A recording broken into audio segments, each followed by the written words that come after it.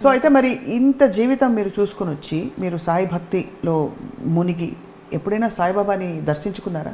Yes, నా తమ్ముడు చనిపోయాడు 1990 April 14th. It was a new years, Tamil new years day.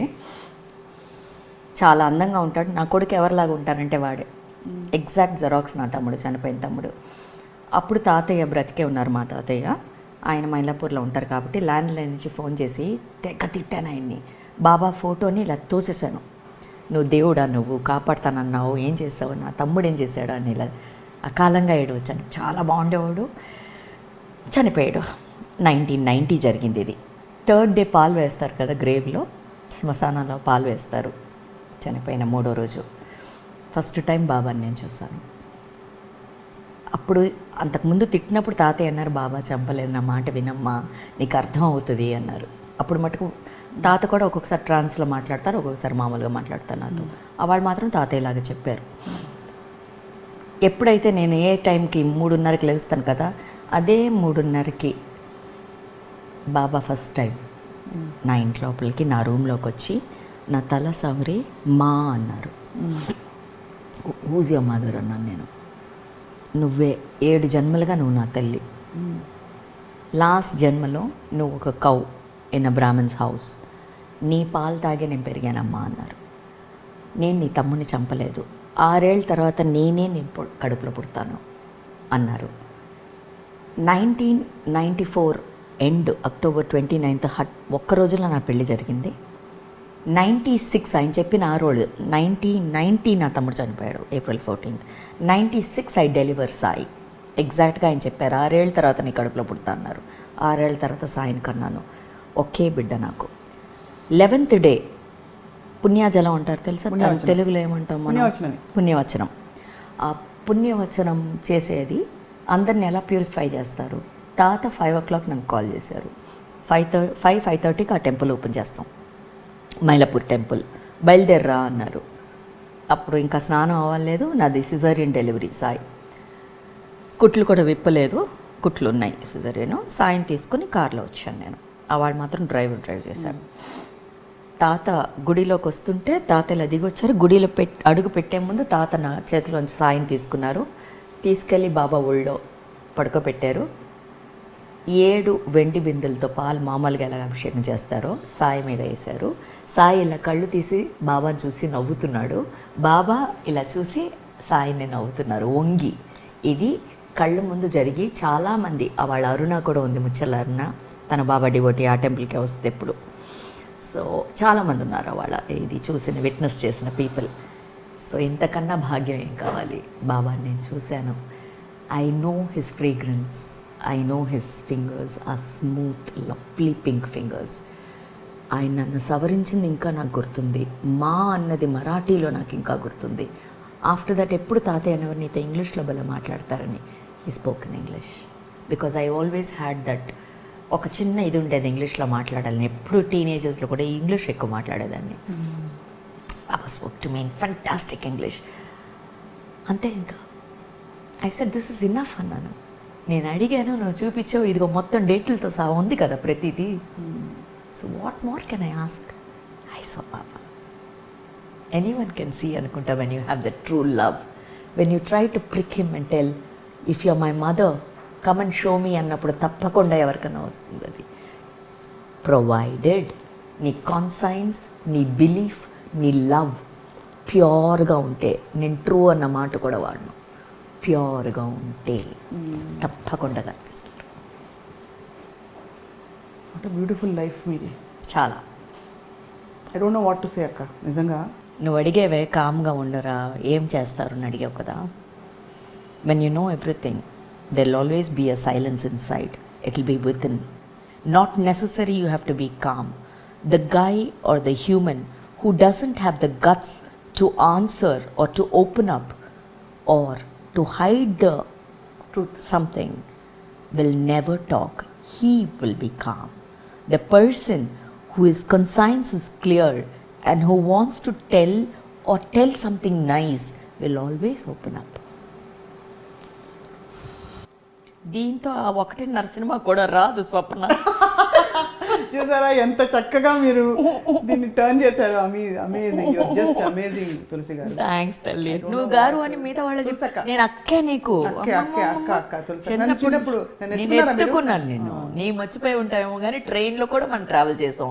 ఏది ఇది ఇంకోటి చెప్పాలి నీకు, ఇది దేవుడు అంటున్నావు కదా, నేను చూసిన దేవుడు నీకు చెప్తాదా? ఈ రాముడు కృష్ణుడు అందరు నాలోనే ఉన్నారు, నేను చూశాను, నేను చెప్తా.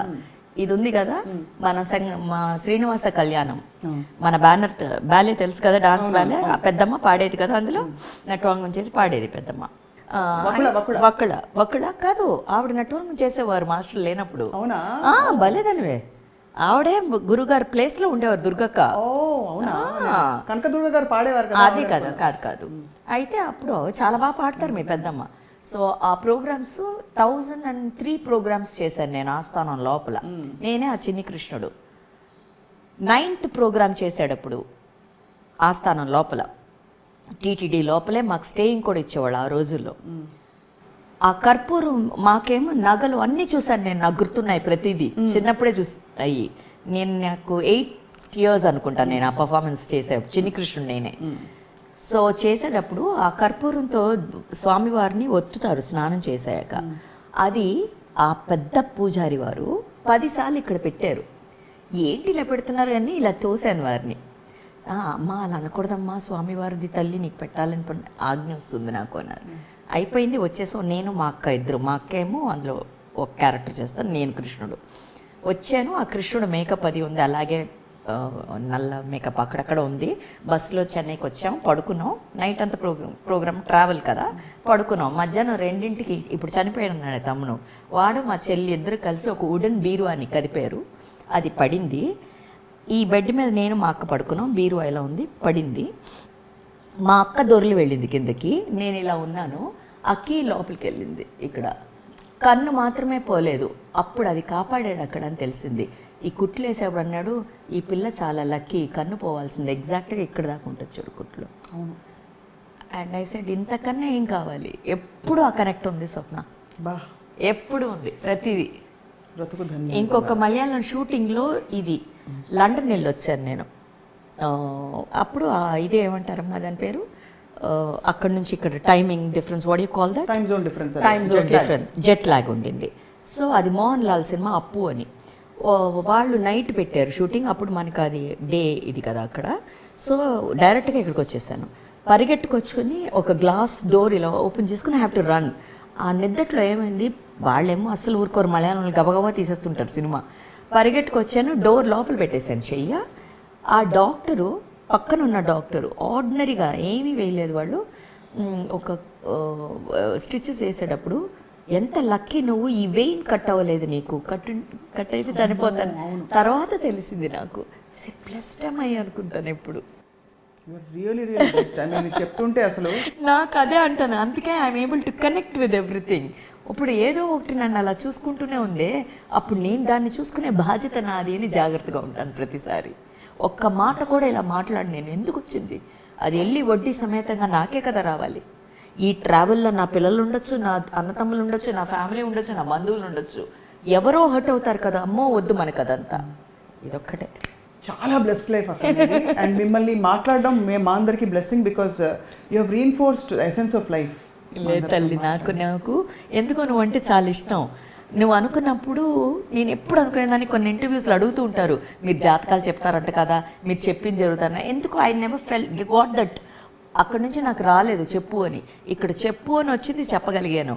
చూడు నేను అన్న డిజైన్లో ఇది ఉంది అని చెప్పింది, అదే పాయింట్ 1. మళ్ళీ మొదటికి వచ్చావా, ఇంతే కదమ్మా జీవితం, నీకే చెప్పాలంది నీకే చెప్పాను ఇది మొత్తం డీటెయిల్గా.